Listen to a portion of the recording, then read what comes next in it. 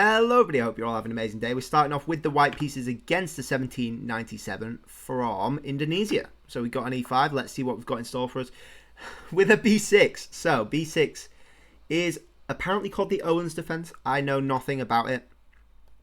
It's just an early fianchetto. And what do we do against things we don't know? We play a very, very boring system and make them actually commit to a move. So we've gone ahead and played d3. Very similar to a King's Indian attack style thingy-mabob, you know.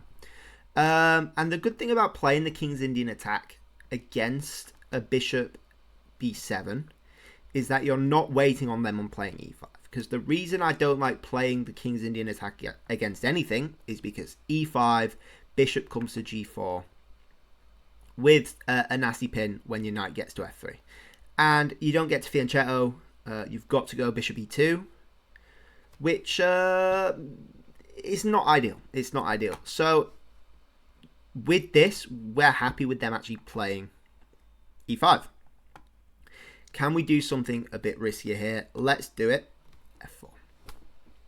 f4 is not a move I would recommend to anybody unless you're stupid and you're ready to lose, basically. It's something I've started playing in rapid over the board. We get an e6 anyway, which is interesting. Looking to free up their queen, and we're just going to go knight f3. And this is basically hoping to take it into some sort of Grand Prix style attack. And now we're going to do the even stupid move, g3. g3, again, with the Grand Prix attack style, fianchetto in. And it's like the King's Indian attack, basically is the same, but with this f4 move, which gives you extra poking and prodding room. And I kind of want to wait to see which side they castle. I don't know if knight c3 or knight d2 is the way to go. We'll do knight c3 just because it's taking a bit more central space, because they're not committing to anything. They've played an a6 as well. So I think they're just waiting. And we're just going to try wait them out as well. So we'll castle. Will we castle? We'll castle. I want to go bishop e3, but after d5, that sort of makes you commit because of the threat of d4.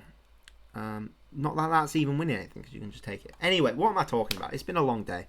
They've waited for us to castle, and now they're going in with h4. I'm absolutely fine with h4.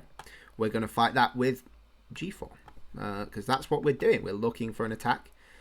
And, yeah. What do we do?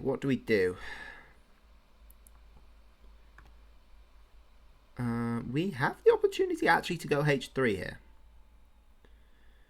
I think h3 is not a horrible move, you know. It looks like you're weakening your king significantly, but it's allowing g4, sorry, which is going to be incredibly solid for whatever you're sort of going against.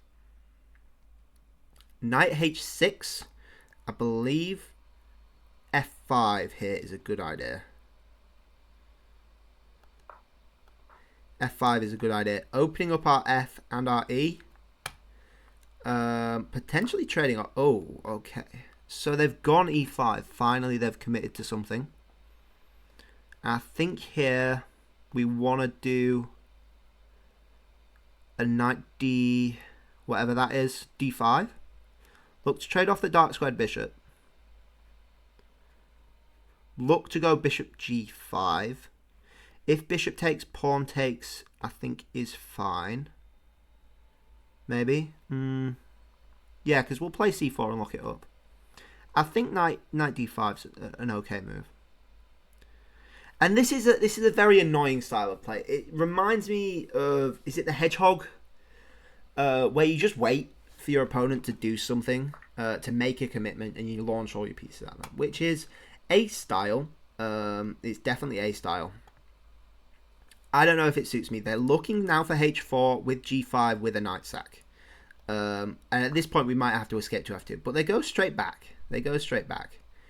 Again, very strange. I'm committed now potentially to playing b5 and stopping the knight coming in. Looks okay. I don't want this knight bothering me. I want to free up my pieces. What? What is... Do you even want to play the game? Do you even want to play the game? What are you looking for? A rook lift? You can't. Okay, well now I think we've got to make some moves. I don't want to go rook f2. I want the escape square.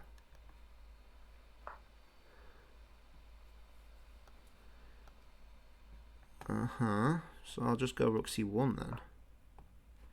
They were looking for e5 with the discovered attack. I'm not going to fall for that. I want to go queen d2, get the bishop on g5.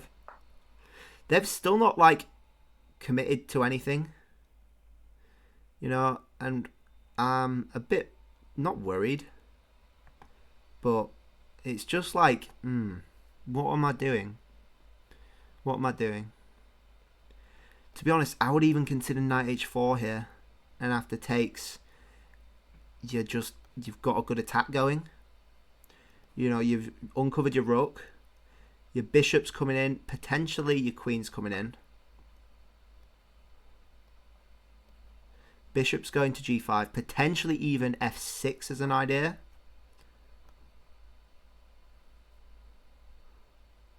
And then you even have c5 break potentially. I'm going to go queen e1, just so we can go g3, hit this pawn. Again, any push, because they're so uncommitted on and their king's so safe, any break is going to benefit us, I think. So I'll just hit this pawn, and they're going to actually struggle to defend this, potentially. With a bishop g5, with a takes, queen g5, takes. And we have some mighty fine pawn breaks with a bishop pair. In fact, I don't see why we can't break c5 here. I don't see why we can't break c5. Maybe not. Maybe not. Should we do it anyway? Should we do it anyway? Yeah, I feel like they're paralyzed here. And we just need to play solid. Why not just double up the rooks? Yeah, get the king to h2. Get the rook here.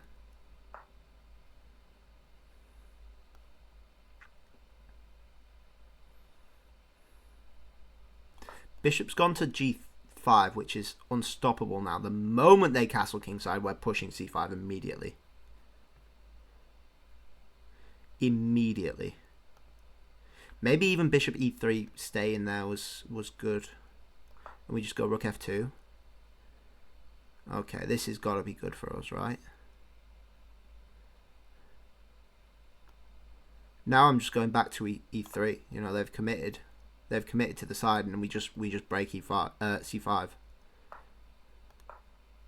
We break it open. Why not? And I think this is super good. Our bishops have become mightily strong all of a sudden. And they're having a really hard time already, you know, just from that one break. I want to play a d4, slide my queen over, get that check there. We'll do that. We'll take. Yeah. This queen's not doing much. We just go rook f. We've got bishop c5 with d6 as an idea. It's terrifying. Oh my. I love it. Pushing d6 is beautiful. I love that. Rook f2 after takes is really good. We double up, put more pressure on this. And I think this was their problem. They didn't castle. They didn't commit at all. And eventually they got mowed down. You know, because you need both the rooks connected in order to break properly.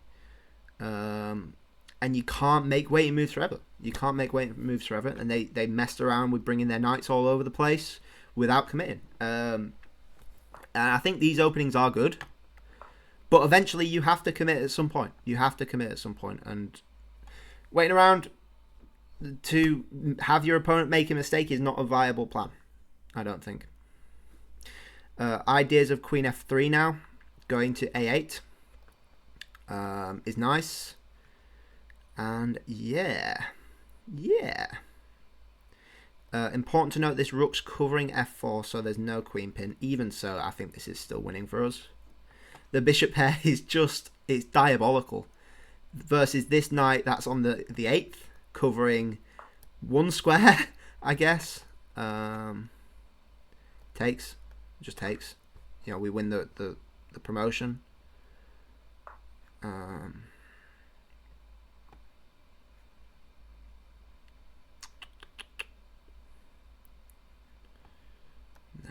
Now, do we have any sacks? There. Oh, I really want that to work. I don't think it quite does, though. Unfortunate. You know, it's probably best just to go d6.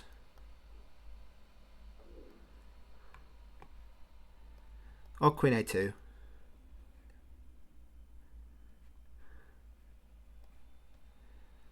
Queen a2 is probably good as well. a2, what am I saying? f3.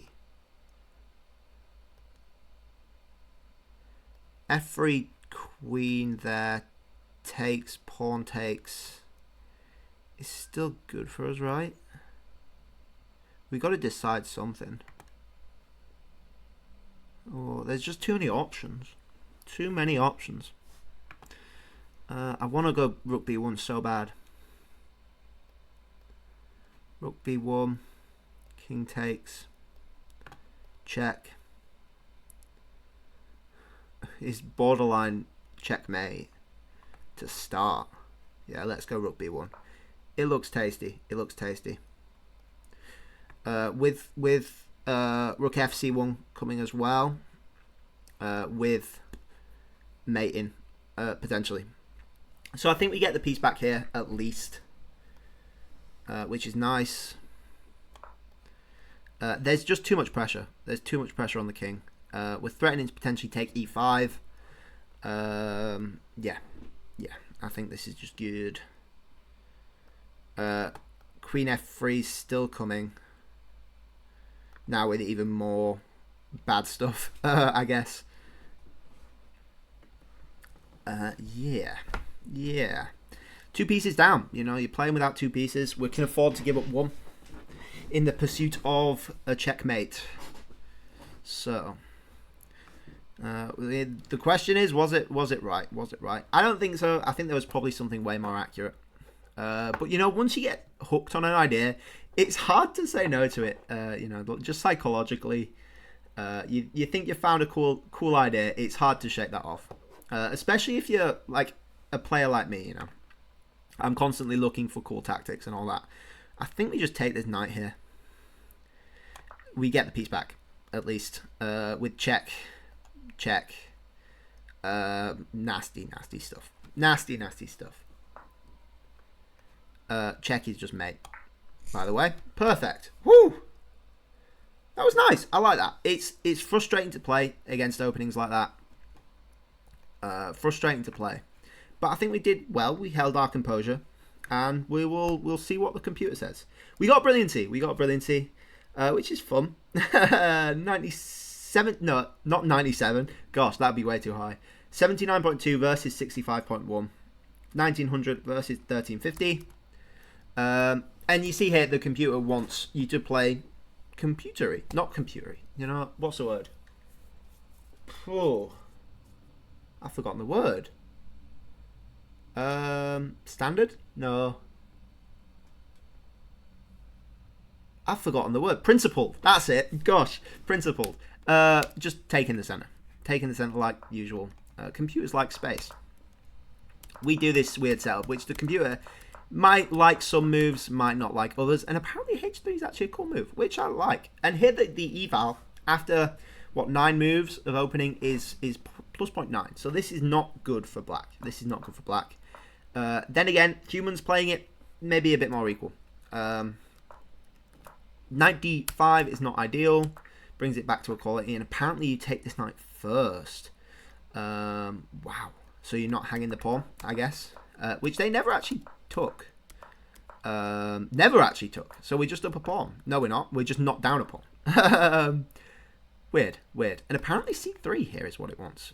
Rather than c4. Maybe so you can check and swing your queen round the whole way. I'm not quite sure. I don't know why they never took this pawn, actually. Now that I think about it. Why did they never take the pawn? Seems like a free pawn. Anywho. We kept going. This is slightly better for black. Minus 0.2. So still pretty even. And the moment they don't take the pawn, it's 1.3. Because this pawn's a royal pain in their backside. We will say. Oh, gosh. A royal pain in their backside. Because how are you getting rid of it? You know, how are you actually getting rid of it? You playing g6? I don't think so. Because maybe f6, maybe takes, maybe you just ignore it. I don't know. Let's see what the computer says. Where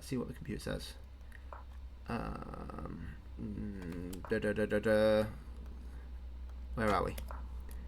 f6. Oh, g6, not f6. g6. Why not? F takes. And then you go after the dark squares, I guess. And once you get a bishop or a queen here, you're never castling queenside. You're never castling kingside because of this rook. So you're just trapped in the middle of the board. That makes sense to me. Again, some more shuffling happens. I get my rook to c1 to avoid this discovered. Cheap trick.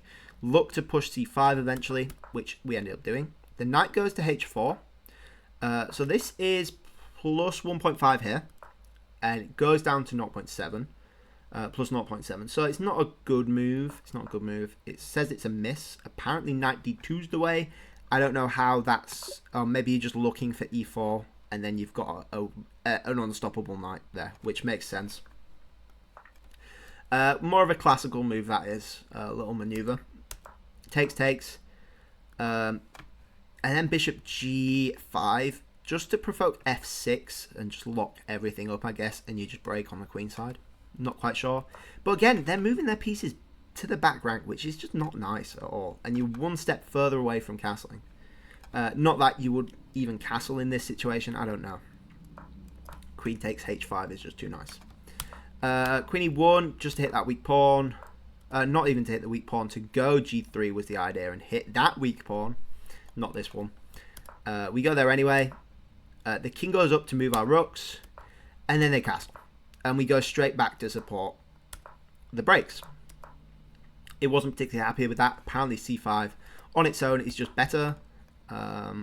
Why?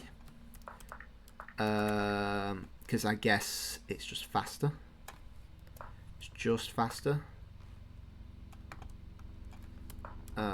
Oh, you break with d4 as well. Wow, that's beautiful. I like that.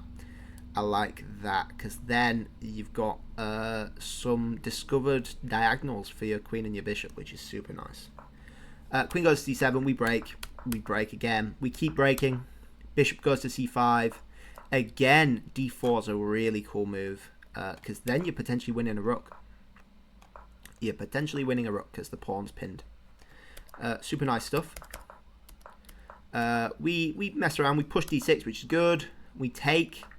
offering them the trade, I guess, but against the open king, it's winning either way. This is plus... this is plus 6.8. This is plus 5.5. And then we actually played the brilliancy, which is amazing. We played the right follow-ups as well. I'm happy with that one. I'm very happy with that one. What was their blunder? It was just knight there. Apparently that's the move. h8 to stop us winning this rook. We'll see the best continuation. Because we played the right things. We check, obviously. Oh, and you just win the queen. For a bishop and a rook. With a very scary pass pawn. And you win this knight as well. Super, super nice. Well, no, you don't win the knight. Because they can just move the knight. What's the best move? Show me. Enlighten me. Check. Oh, you're just checking everything. Maneuvering. Potentially. Oh, you can't stop that because queen b7 is mate.